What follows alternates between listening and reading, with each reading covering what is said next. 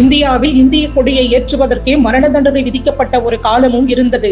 1930களில் ஐதராபாத் மாகாணத்தில் சூழல் அப்படித்தான் இருந்தது.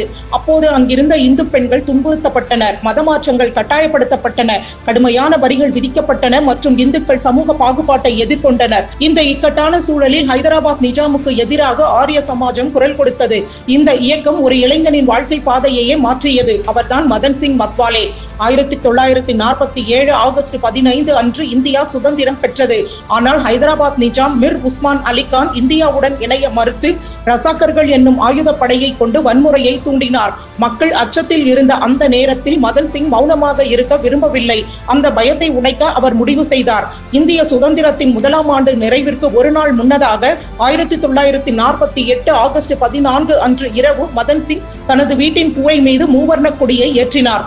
இது நிஜாமின் அதிகாரத்திற்கு விடப்பட்ட நேரடி சவாலாகும்.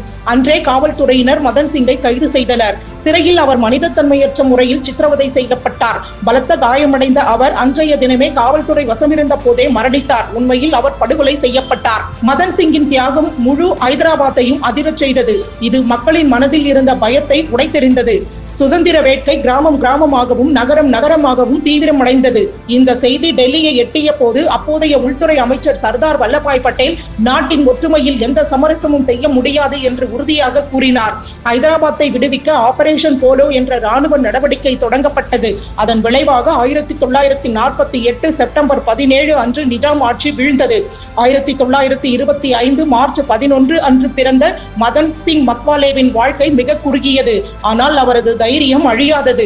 நாட்டிற்காகவும் உண்மைக்காகவும் செய்யப்படும் தியாகம் ஒருபோதும் வீண் போகாது என்பதை அவர் உலகுக்கு நிரூபித்தார்.